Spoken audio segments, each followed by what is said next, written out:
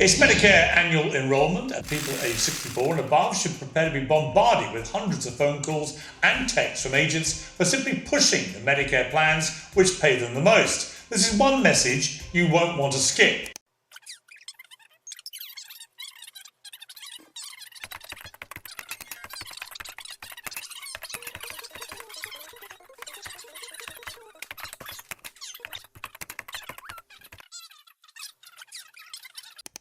Well, joining me now is Hanania Naftali, the digital aide to Israeli Prime Minister Benjamin Netanyahu. Welcome to Uncensored, Mr. Naftali.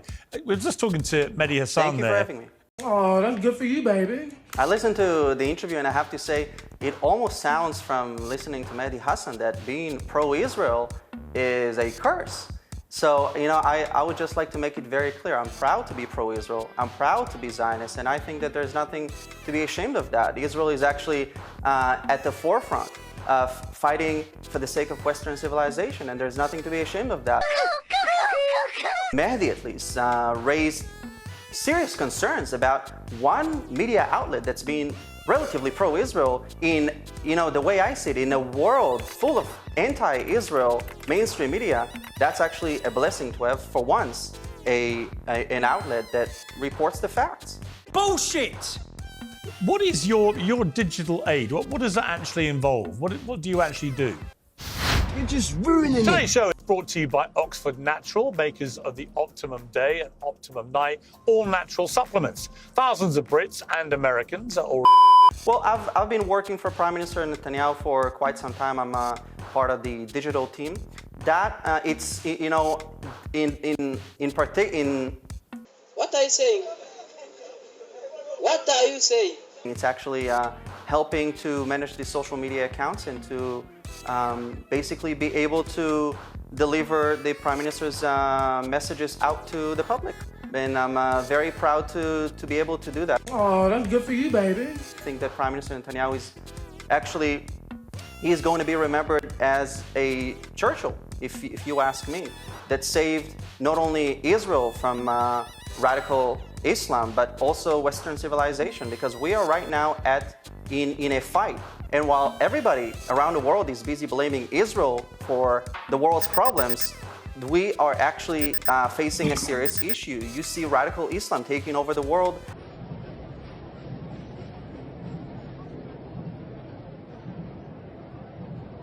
Oh, God. I have to tell you, Thatcher saved Britain's economy from collapse. Churchill saved the world from fascism.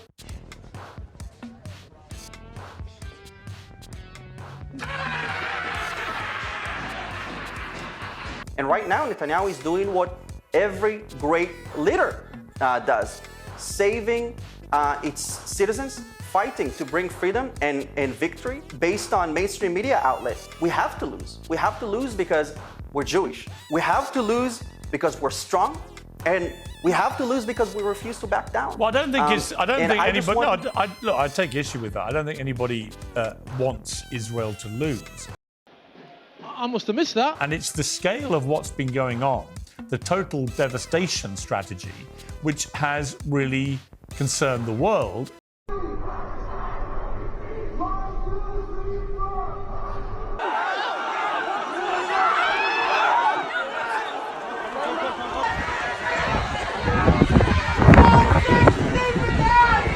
And, as somebody who has always supported Israel, who absolutely defended Israel's right to defend itself, in fact, felt that Israel had a duty to do that after October the 7th.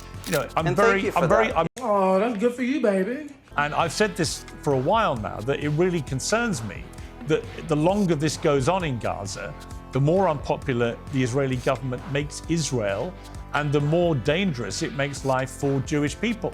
And, some people respond to me saying things like that by saying, well, you're an anti-Semite. Well, I'm not. I love Israel as a country. I love Israeli people. I know many of them. Are you not ashamed of yourself? Are you not embarrassed? And I want Israeli people to live in prosperity and security, but I also want Palestinian people to enjoy the same liberties that Israeli people have. Who believes that?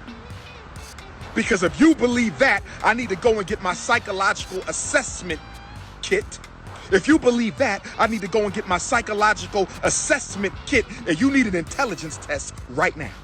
As an Israeli, as a Jew, I love the Palestinian people.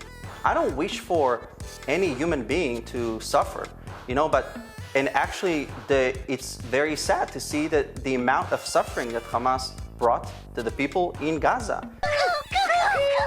When people imply that we Israelis take joy and celebrate when we see Palestinians suffer, it's insane. Of course not. I don't celebrate when I see people suffer. המטרה של גרעיני ההתיישבות להתקרב ככל האפשר לעזה, לראות את עזה כולה ולהבין שמעתה והלאה עזה תהיה כולה יהודית. The Genocide Convention basically says that in order to carry out a genocide, you need to have an intent to destroy a group of people. And clearly, you know it, and I know it, that Israel has an incredible military capability. If Israel wanted, it could have erased Gaza in 2 days.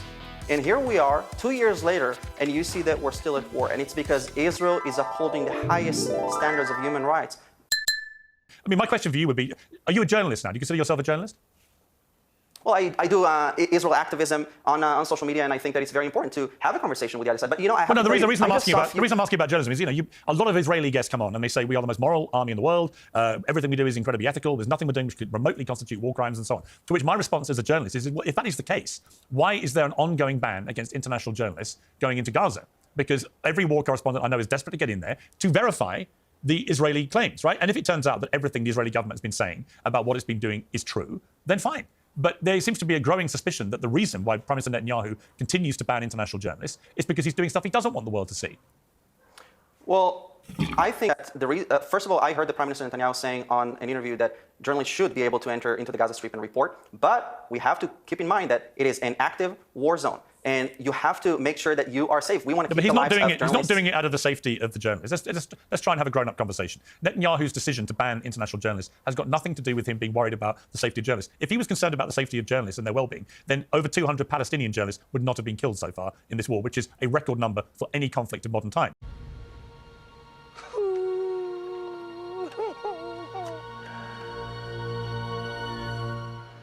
What I know, which is there was an instruction to allow journalists in, and I don't know what the Israeli army is doing in that regard. But I have to say that I think that journalists should be allowed to go in, but at the same time we have to make sure that they are being safe, because you're entering an active war zone, and Gaza is a very they know how to operate populated area. Again, look, with all due respect, Hanyana, I know lots of war correspondents from CNN, from BBC, from Reuters. I've employed many of them when I ran newspapers. Filthy piece of toe rag. For 2 years of a war, they have been literally prevented from doing their job on the ground because the controlling party here, the Israeli government, has issued a ban. And we all know that. So I just find it extraordinary that this ban goes on and the Israeli government doesn't understand. The longer it goes on, the more suspicious it gets. Well, I have to say on that note, obviously we also know who else is in Gaza. We have 48 hostages.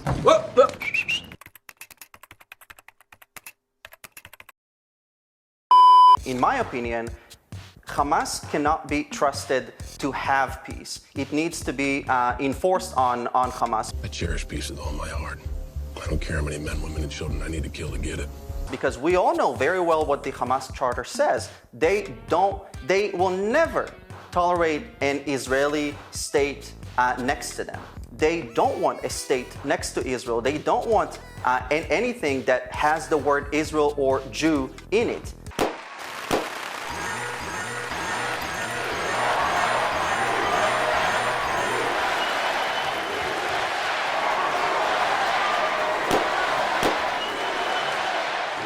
Maybe you could put a good word in for us and see if the Prime Minister would come on Uncensored again and answer some tough questions. Because I think it's time that he and I had a chat. Well, it's not something that I heard about, but I would definitely love to forward your request to the team. But at the end of the day, I think that there are a lot of people that bash Israel constantly without really any evidence.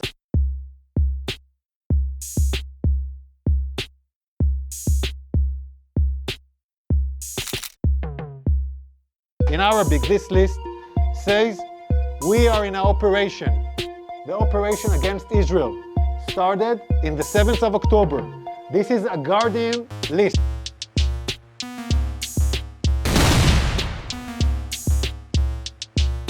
Well, this book was found just a few days ago in northern Gaza in a children's living room.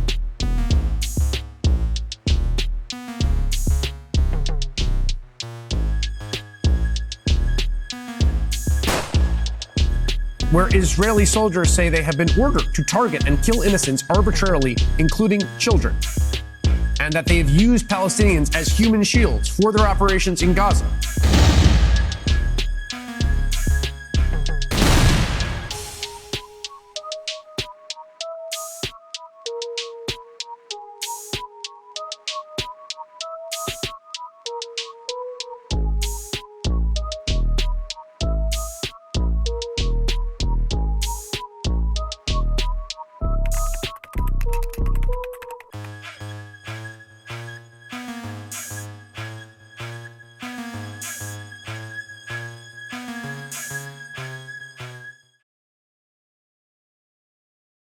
Dumb cunt.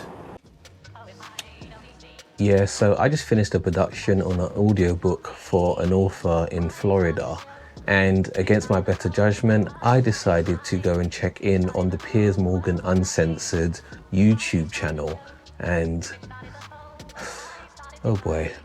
Now, admittedly, Piers Morgan has taken a slightly different stance when discussing the Gaza genocide, but we all know what he is, right? Right?